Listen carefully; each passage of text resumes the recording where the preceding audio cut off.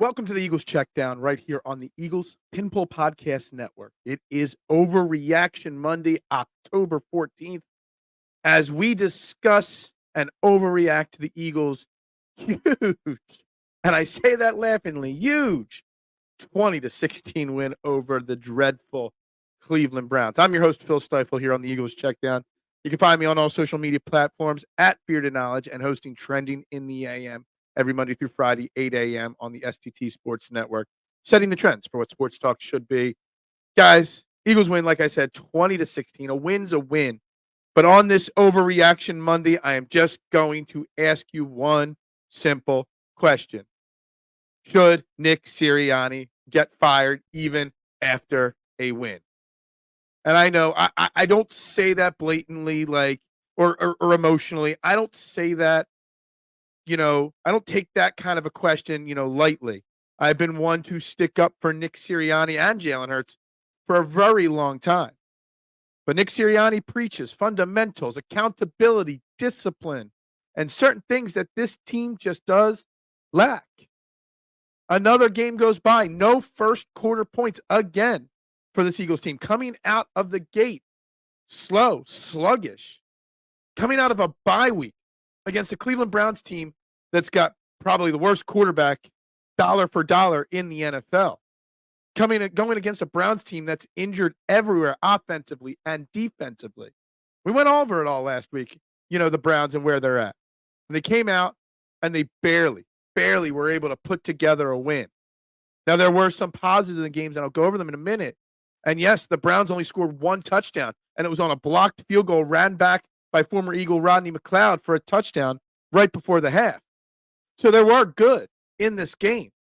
But the continued inability of this Eagles team to play 4 quarters of football and play well falls on the shoulders of one Nick Sirianni. And this team has had a lot of optic issues. And if you haven't seen it yet, go online and look. After the game, Nick Sirianni chirping at the fans, cupping his ear to the fans that were booing this team throughout the game. This team and the optics are ridiculous at this point. So I ask you again, should Nick Sirianni be fired? And I don't know if he will. I don't think they will after victory like that, but I think it should be on the table and not an overreaction discussion. Jalen Hurts had his first clean game, no turnovers today. There was a botch snap early in the game, but they ended up getting the ball back. A.J. Brown, Devontae Smith, both being back from their injuries, helped this offense move the football and score, considering Saquon Barkley and Jalen Hurts, who both ran the ball a lot of times, were not able to effectively move the ball against this Browns offense, our defensive line and defensive front. Now, I know the Browns started stacking the box throughout the game, but this Eagles offensive line should be able to open up holes. You had between Jalen Hurts and Saquon Barkley 32 rushes for a grand total of 90 yards. Not good enough. Saquon Barkley missed some blitz pickups in the game. Saquon Barkley on that one play late in the game, stepping out of bounds instead of getting that first down on that screen pass, I believe it was. Not good enough. Saquon Barkley did not have his best game in an Eagles uniform today, but they still found a way to win. Chauncey Gardner-Johnson, that's a guy I want to bring up. I'm going to bring him up throughout the week. Made a few nice plays, a few big tackles, but again, the boom bust of Chauncey Gardner-Johnson bit them multiple times, also bit Quinion Mitchell from getting his first career interception. All these things that we can look at. The Eagles got 5 sacks, but how many of them were real sacks? How many of them were just Deshaun Watson is dollar for dollar the worst quarterback in the NFL? I don't know where to think or how to feel.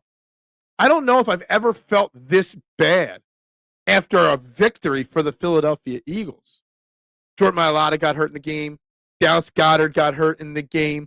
Both were ruled out pretty much immediately. Darius Slay got hurt. So we got 3 injured guys in A.J. Brown, Devontae Smith, and Lane Johnson back, and we might have gone ahead and lost Darius Slay, Jordan Mailata, and Dallas Goedert.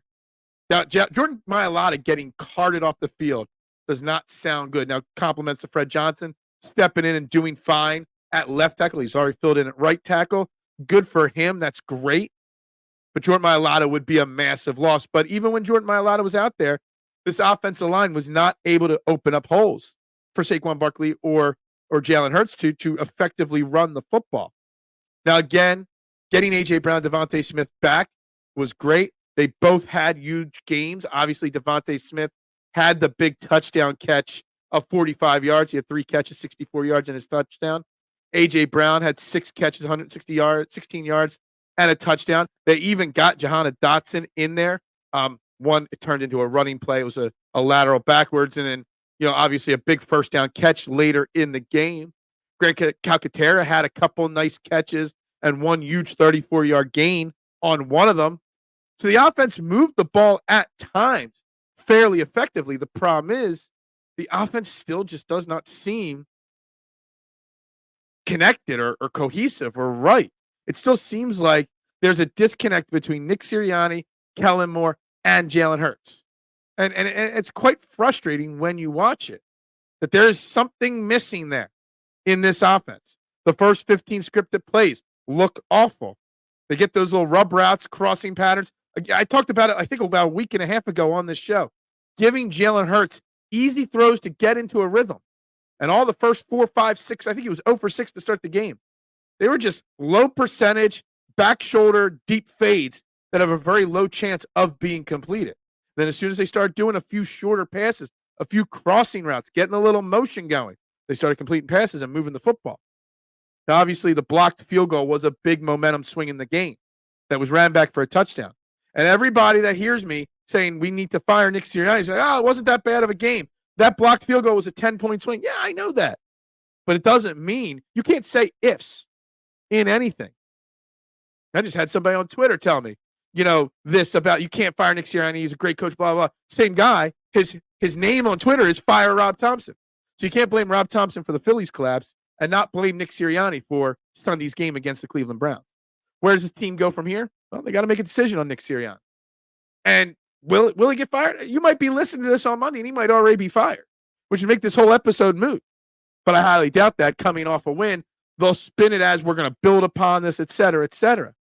But I don't know how anybody in Eagles Nation could go forward after today's game and feel confident. Now, I'm recording this literally 20 minutes after the game ended, so we don't have updates on the injuries. I haven't heard from Jalen Hurts speaking yet. Haven't heard Nick Sirianni's press conference yet.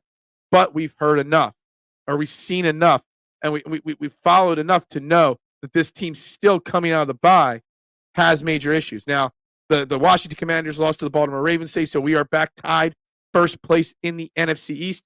So we've got a stretch of games where we can put some distance in the NFC East.